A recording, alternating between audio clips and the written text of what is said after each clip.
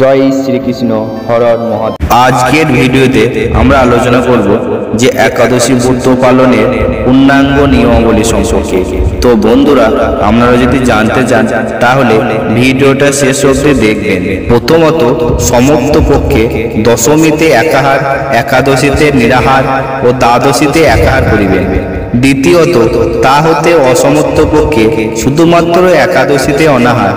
তৃতীয়ত, যদি উহাতেও অসমর্থ হন, একাদশীতে পঞ্চরবি শস্য বর্জন করিবেন। ফলমূলাদি অনুকল্প গ্রহণের বিধান রহিয়াছে। একাদশীতে 5 প্রকার রবি শস্য গ্রহণ করতে নিষেধ করা হয়েছে।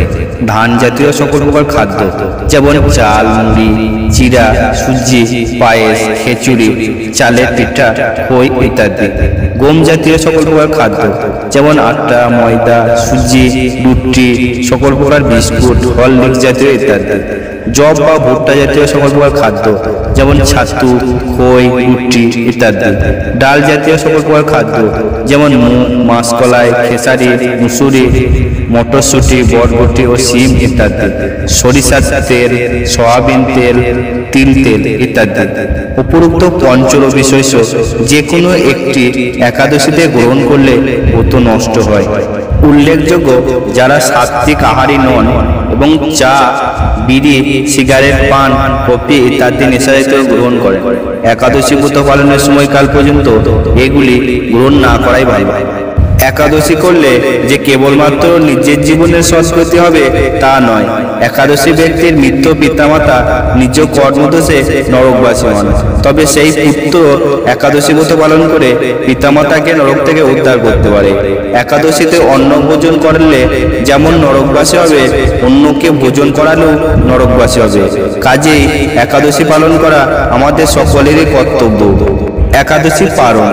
একাদশী তিথির পরদিন উপবাস ব্রত ভাঙার পর নিয়ম। পঞ্জিকাতে একাদশী পালনের যে নির্দিষ্ট সময় দেওয়া থাকে, সেই সময়ের মধ্যে পঞ্চরবি শস্য ভগবানকে নিবেদন করে প্রসাদ গ্রহণ করে পালন করা একান্ত দরকার, নতুবা একাদশীর কোনো ফল লাভ হবে না। একাদশী ব্রত পালনের প্রকৃত উদ্দেশ্য কেবল উপবাস করা নয়, নিরন্তর শ্রী ভগবানের নাম স্মরণ করা ও শ্রবণ কীর্তনের মাধ্যমে একাদশী দিন অতিবাহিত করা। এদিন যতটুকু সম্ভব উচিত একাদশী পালনের পরনিন্দা, পরিচর্যা, মিথ্যা ভাষণ, ক্রোধ, দুরাচারী, তিরিসহবাস সম্পূর্ণরূপে নিষিদ্ধ। একাদশীর দিন এই নিয়মগুলি পালন করা সকলের বাঞ্ছনীয় কর্তব্য। ঘুমানোর আগে দাঁত ব্রাশ করে দাঁত ও মুখ গহ্বরের লেগে থাকা সব অন্ন পরিষ্কার করে নেওয়া সর্বোত্তম।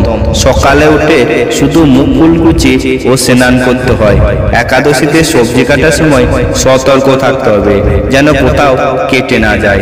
একাদশীতে রক্তকরণ বর্জনীয়। দাঁত ব্রাশ করার সময় অনেকে রক্তকরণ হয়ে থাকে, তাই একাদশীর আগের দিন রাতেই দাঁত ভালোভাবে ব্রাশ করে নেওয়া সর্বোত্তম।